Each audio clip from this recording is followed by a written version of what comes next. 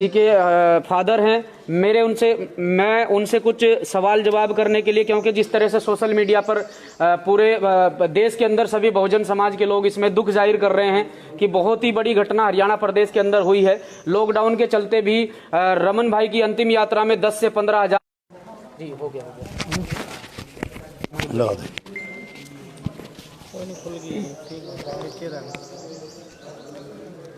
अब मैं आपको सीधा लेकर आया हूँ सम्मानित राजेंद्र वाल्मीकि जी, जो हमारे सम्मानित साथी बहुजन समाज के शेर स्वर्गीय रमन वाल्मीकि जी के पिताजी हैं।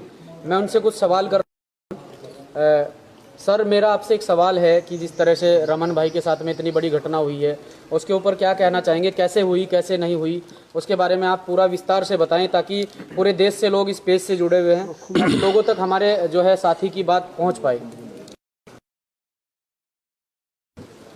हमारे समाज के बच्चे हमारे ऑफिस के बाहर होली का पर्व मना रहे थे। उसी दौरान कुछ जो शरारती तत्व हैं और पहले से भी हमारे साथ उनकी रंजिशाना वो रखते हैं। हमारे पर्व वाल्मीकि जयंती पे भी पिछले 2 साल पहले उन्होंने हमारे बस्ती पर हमला किया और जो कोर्ट में अभी मामला विचाराधीन था, होली के दिन वो 5 से 6 गाड़ियों में बैठकर आए और आकर हमारे परिवार के बच्चों पे, वाल्मीकि समाज के बच्चों पे आक्रमण कर दिया, जिसके चलते झगड़ा हुआ, जहां स्थानीय थाने में 307 का मुकदमा कायम हुआ। उनके ऊपर भी SC और 24-25 506 452 का मुकदमा दायर किया गया। उसी के चलते रमन वाल्मीकि जो मेरा बेटा को पेश किया गया 22 तारीख को।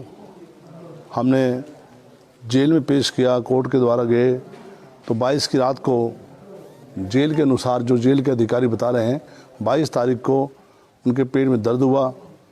मेडिकल ट्रीट के लिए उनको जो स्थानीय जेल के अंदर ट्रीटमेंट हॉस्टल है उसमें रखा गया और हमें कोई इतला नहीं दी गई। 22, 23, 24 को वो मेडिकल ट्रीट में थे और 25 की सुबह उनकी डेथ हो जाती है और मेरी धर्मपत्नी के फ़ोन पे फ़ोन आता है जेल से, भाई आपके बच्चों को दौरा पड़ा है। मैं बाज़ार से सीधा सिविल अस्पताल यमुनानगर पहुंचता हूं, जहां मेरे बेटे की डेड बॉडी मेरे सामने होती है और डॉक्टर कहते हैं इसकी तो मौत हो चुकी है। और जेल के जो अधिकारी थे, जो जेल के प्रशासन के अधिकारी थे, वो अपनी वैन को छोड़ के दौड़ जाते हैं और मेरे बेटे की बॉडी उसी समय मेरे सामने रहती है। तो समाज के लोग एकत्रित होते हैं। हमने प्रशासन के खिलाफ बात की, मांग की, तो प्रशासन ने के माध्यम से कमेटी गठन करके बच्चे का पोस्टमार्टम कराया गया, अंतिम संस्कार हुआ। ये घटना इसी तरह से पहले और भी साथियों के साथ चलती आई है। हमारे समाज के साथ ये कुठाराघात है। मैं पूरे देश के साथियों से, बहुजनों से, समाज के लोगों से यही अपील करना चाहता हूँ कि मनुवादी ताकतें, हमारे जो नौजवान बच्चे, क्रांतिकारी सोच रखने वाले बच्चे, अपने हक और हकूक़ के लिए लड़ने वाले बच्चे होते हैं, उनको इसी तरह से साजिश के तहत मार देता या मरवा दिया जाता है। तो पूरे भारत के बहुजनों से मेरी अपील है कि आप सोशल मीडिया के माध्यम से लॉकडाउन के चलते हुए आप अपने अपने ट्विटर से, अपने पेज से इस बात को पूरे भारतवर्ष में फैलाएं, ताकि सब लोग सचेत हो सकें और जागरूक हो सकें। हमें भीम आर्मी के शेर चंद्रशेखर आज़ाद ने पूरा समर्थन दिया। जब हम अपने बेटे की अस्थियाँ लेकर रास्ते से आ रहे थे, उन्होंने रोक कर अस्थियों के समक्ष उनकी आंखें नम हो गई और उन्हें अपने कंठ से एक बात कही कि अगर लॉकडाउन खुल जाता है तो हरियाणा बंद का आह्वान करेंगे। इसी तरह प्रदेश के भिन्न भिन्न जो सामाजिक संगठन है, चाहे वो महाराष्ट्र से है, चाहे वो मध्य प्रदेश से है, चाहे वो उत्तर प्रदेश से है, अभी मेरे साथ प्रदेश के अध्यक्ष खड़े हैं महक जी, इन्होंने हमारा बड़ा मान सम्मान किया और पूरी रास्ते से हमें लेकर आए। चूँकि उत्तरांचल का उत्तराखंड जो है ये टोटल रेड जोन में है, इनके भी हम आभारी हैं। और नौजवान बच्चा, इसकी सोच देख कर भी हमें लगता है कि हमारे बच्चे अब एक अच्छी सोच रखते हैं और वो दिन दूर नहीं जब बहुजनों का भी समय आएगा। क्रांतिकारी बच्चों की बलियाँ चढ़ती रहेंगी, हम उससे कोई अफसोस नहीं है। सिर्फ और सिर्फ इस हम देश के अंदर जाते हैं जहां बाबा जी का संविधान लिखा हुआ है, उस संविधान के तहत जहां भारत चलता है, उसके तहत हमें इंसाफ मिले। और आप सबसे मेरी अपील है, आपसे मेरी पूर्ण अपील है कि आप सभी साथी अपने पेज से, अपने अकाउंट से, सोशल मीडिया के माध्यम से, चूँकि हमें प्रिंट मीडिया, इलेक्ट्रॉनिक मीडिया में उतनी कवरेज नहीं मिलती, हमारी दाएँ बाएँ छोटी 2-4 अक्षरों की कहीं खबर छाप दी जाती है और एक और कोई ऐड, बड़ी बड़ी ऐड छपती है, हमें दरकिनार किया जाता है। यही एक माध्यम है सोशल मीडिया। तो मेरी आप सबसे अपील है कि आप सब संगठित होकर रमन जो मेरा बेटा था जिसकी हत्या की गई, साजिश की बू आ रही है, आप सब हमारी मदद करें और बहुजन समाज का नाम ऊंचा करें। जय भीम। साथियों, आप देख सकते हैं कि किस प्रकार से आदरणीय राजेंद्र वाल्मीकि जी ने आपसे जो है किस तरह से आह्वान किया है और किस तरह से बहुजन समाज से अपील की है कि किस तरह से बहुजन समाज के शेर रमन वाल्मीकि जी की जो निर्मम हत्या कर दी गई है उसमें कहीं ना कहीं साजिश की बू आ रही है। और ये सच्चाई भी है कि 22 तारीख में अरेस्टिंग हो जाती है और 22 तारीख के अगले दिन उसकी तबीयत खराब हो जाती है। ये कहीं ना कहीं इसमें साजिश की बू आ रही है। पूरी तरह से एक बहुजन समाज का ऐसा साथी जो हरियाणा में अपनी एक अच्छी मजबूत पकड़ रखता था और उनके जो पिताजी हैं राजेंद्र वाल्मीकि जी, वो भी राजनीतिक क्षेत्र में अपनी बहुत अच्छी और मजबूत पकड़ रखते हैं। कहीं ना कहीं इसमें साजिश की बू है, क्योंकि क्षेत्र के जो मनवादी ताकतें हैं, जो मनवादी ताकतों के लोग हैं, वो नहीं चाहते हैं कि किसी प्रकार से ये बहुजन समाज का एक ऐसा हिस्सा कि ये लोग किसी तरह से आगे बढ़ पाएं। ये हम लोगों को यहीं पर ही कहीं ना कहीं दबाने की साजिश है, दबाने की कोशिश की जा रही है। लेकिन मैं अपील करना चाहता हूं सभी साथियों से, जिस प्रकार से हमारे अंकल जी ने अपील की है कि सभी साथी अपने फेसबुक पेज से, ट्विटर से, जितने भी अकाउंट मेरे जितने, मैं आश्वासित करता हूं कि मेरे जितने भी अकाउंट चल रहे हैं वहां पर रमन वाल्मीकि जी और जितने भी साथी इस लाइव वीडियो को देख रहे हैं और जितने भी साथी अकाउंट चलाते हैं वहां रमन भाई के लिए आवाज़ उठाएं। और आज आप लोग अगर आवाज़ नहीं उठा पाए तो एक ऐसी क्रांतिकारी आवाज़ को यमुनानगर के अंदर प्रशासन और मनुवादी ताकतें दबाने का काम कर रही हैं। अगर वो आवाज़ दब जाती है तो याद रखना, आने वाला इस बहुजन समाज का भविष्य वो बहुत ही दर्दनाक होगा, बहुत ही दयनीय होगा। क्योंकि साथियों, अगर आज ये आवाज़ दब जाती है, आज रमन भाई को इंसाफ नहीं मिल पाता है, तो ऐसे ऐसे 1000 और 10,000, 1 लाख रमन भाई जो हैं इन मनुवादियों की भेंट चढ़ जाएंगे। तो हम ऐसा नहीं होने देंगे और आश्वासित करते हैं इस लाइव वीडियो के माध्यम से कि आज तो लॉकडाउन लगा है, लॉकडाउन में फिर भी हमारे साथी यहाँ पर पहुंचे हैं। हमने मना किया था, मना करने के बाद भी काफ़ी साथी पहुंचे हैं। अगर ये लॉकडाउन नहीं होता तो अंकल जी को विश्वास दिलाते हैं कि आज हरिद्वार का चक्का जाम होता।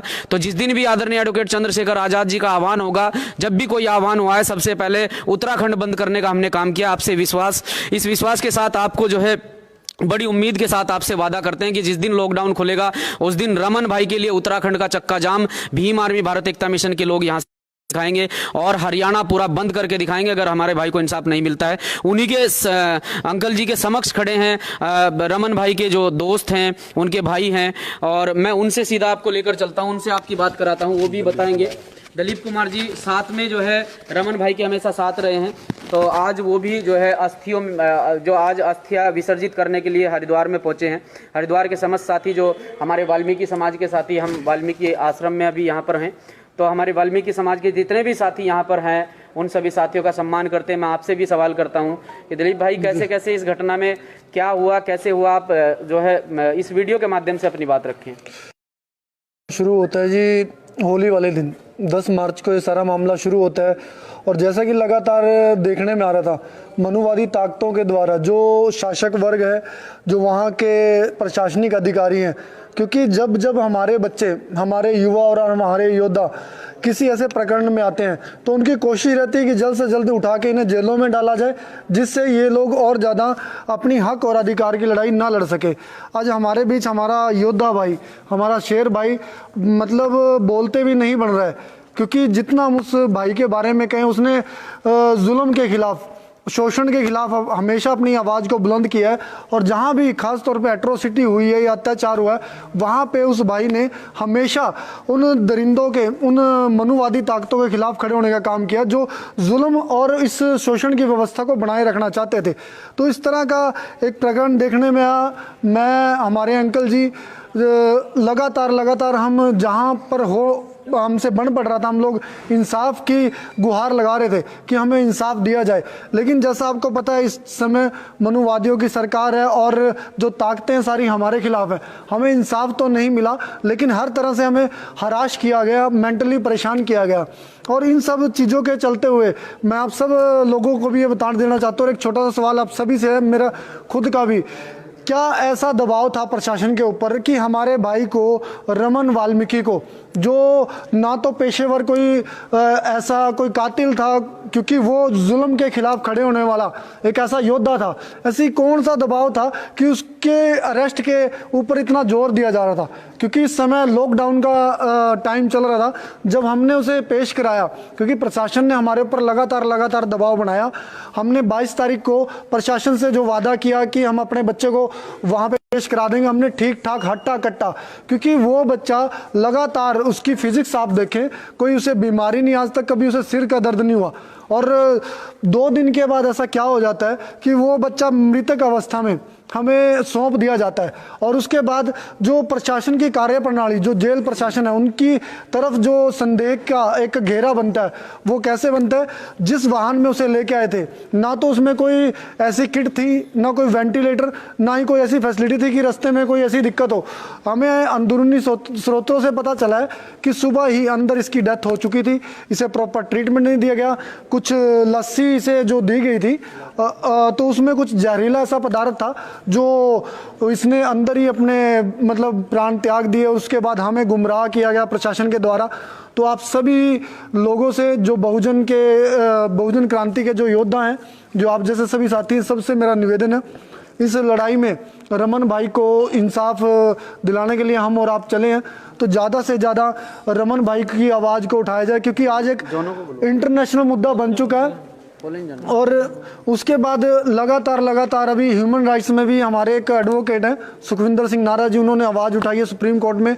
और आप सब लोग भी भाई को इंसाफ दिलाने के लिए आवाज़ उठाएं। ज़्यादा ना कहते, सिर्फ इतनी अपील करना चाहूँगा कि हमें और हमारे भाई को इंसाफ ज़रूर दिलाया जाए, क्योंकि वो शेर दिल इंसान हमेशा एक दूसरे के साथ, जो शोषित और दबे कुचले थे, हमेशा उनका सहारा बन के खड़ा हुआ। आज उस इंसान को सहारे की ज़रूरत है। उस जो एक शेर है बहुजन समाज का, उसे कहीं ना कहीं इंसाफ मिलना चाहिए। इसी के साथ अपनी वाणी को विराम दूंगा। साथियों, ये थे रमन वाल्मीकि जी के भाई और उनके दिलीप कंडारा जी, उनके सहयोगी साथी और भाई। मैंने अपनी बात आपकी बात जो है उनसे सीधा आपका संपर्क कराया है। तो जितने भी साथी, जितने भी कमेंट आ रहे हैं कि बहुत जल्द इसमें एक बड़ा आंदोलन की तैयारी करें और बड़ा आंदोलन ही करेंगे। और साथियों, जिस प्रकार से लॉकडाउन पूरे देश में है, तो 2 लोगों से मैंने आपकी बात कराई है, वो भी सीमित संख्या में हरियाणा से लॉकडाउन का पालन करते सीमित संख्या में आए हैं। बहुत ही सीमित संख्या में 2 या 4 लोग यहाँ पर आए हैं, तो उन्होंने भी लॉकडाउन का पालन किया है और पूरी तरह से शासन प्रशासन के आदेशों का पालन करते हुए वो लोग यहाँ पर पहुँचे हैं। मैं आप लोगों से यही उम्मीद करता हूँ कि साथियों, लाइव वीडियो को ज़्यादा से ज़्यादा शेयर करें, और ताकि पूरे देश को पता चल पाए कि बहुजन समाज के जितने भी क्रांतिकारी योद्धा हैं, उन्हें किस तरह से मनोवादी ताकतें टारगेट करके किस तरह से